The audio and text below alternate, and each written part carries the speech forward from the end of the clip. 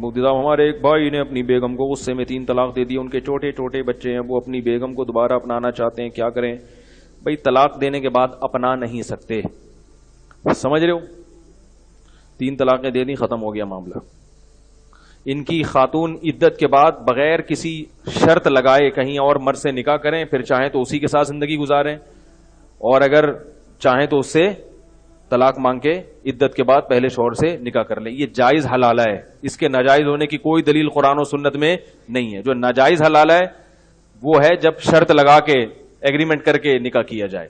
آج کل لوگ حدود شریعت سے واقف نہیں ہوتے, بس ہر حلالے کو کیا کہہ دیتے ہیں؟ حرام. تو یہ ایسا نہیں ہے. شرعی حدود سے ہمیں باہر نکلنے کی اگر علی اطلاق حلالہ حرام ہوتا تو قرآن میں اس کا تذکرہ نہ ہوتا. بغیر معاہدے کے کسی سے بھی نکاح کر سکتی ہیں, پھر اس کے ساتھ رہیں, چاہیں تو اس سے طلاق مانگ لیں, وہ اپنی خوشی سے دے دے ٹھیک ہے, نہیں دے دے تو کوئی زبردستی نہیں ہو سکتی. اور اگر وہ طلاق دے دے تو عدت کے بعد جہاں چاہیں نکاح کریں. اس جہاں چاہیں میں پرانا والا بھی ہے, اور کوئی اگر نیا والا مارکیٹ میں اس وقت تک پیدا ہو چکا ہو تو وہ بھی ہے, تو جہاں چاہیں نکاح کریں.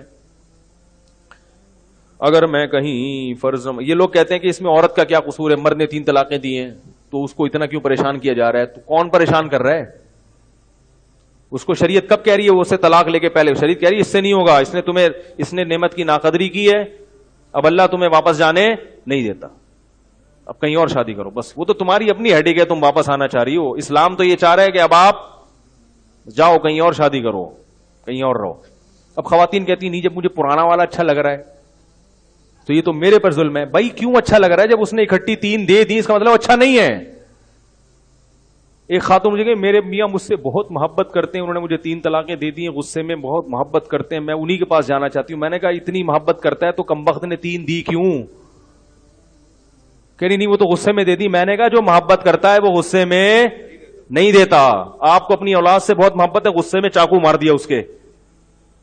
اب کوئی بول رہا ہے یار رو کیوں رہا ہے اتنا, تو نہیں تو مارا ہے. کہہ رہے یار تو غصے میں مار دیا. تو اللہ کے بندے غصے میں محبت ہوگی تو چاقو, ہر گھر میں لڑائی ہوتی ہے, ہر گھر میں غصے بھی ہوتے ہیں. طلاق کا لفظ اس طرح سے نہیں نکالا جاتا زبان سے جیسے آج کل بیٹھے بیٹھے دھاڑ دھڑ نکال دیا. دوسری بات یہ کہ اسلام روک تھام کرتا ہے. قانون جب بھی ہوتا ہے نا, کچھ لوگوں کو نقصان ہوتا ہے, ہزاروں کو فائدہ ہو جاتا ہے. تو اسلام نے طلاق کا اتنا سخت سسٹم اس لیے رکھا ہے کہ ایک مرد جب دے گا نا, اور جب پتا چلے گا واپسی کا آپشن ختم, تو 100 کو عبرت حاصل ہوگی. 100 کو کیا ہوگی؟ عبرت حاصل ہوگی. تو اس لیے جس مرد نے بیوی کو اکٹھی 3 طلاقیں دے دیں تو غیرت کا تقاضا یہ ہے کہ عورت اس کے پاس جانے کی کوشش نہ کرے, بولے ختم, بس تم نے جو کرنا تھا نا غصے میں کر لیا ہے. اور میں ان سے یہ بھی کہتا ہوں جس نے غصے میں اب یہ کر لیا تو کیا گارنٹی نہیں ہے کہ دوبارہ بھی کرے گا, وہ دوبارہ بھی دے گا. وہ جیسے پہلی دفعہ غصے میں پاگل ہوا ہے, دوسری دفعہ بھی غصے میں پاگل ہو سکتا ہے. تو اللہ کہتے ہیں ایسے پاگلوں کے لیے شادیوں کا حکم ہے ہی نہیں. نکاح کے بعد تو بڑی برداشت کے ساتھ زندگی گزاری جاتی ہے. پاگل لوگ شادی, بہت سے لوگ آتے ہیں, میں کہتا ہوں تم شادی نہیں, میں ان کو منع کرتا ہوں آپ شادی نہیں, آپ پاگل ہو. میں ان سے منع کر دیتا ہوں, میں کہتا ہوں آپ 4 شادیاں ہیں, آپ تو ایک بھی نہیں کرو.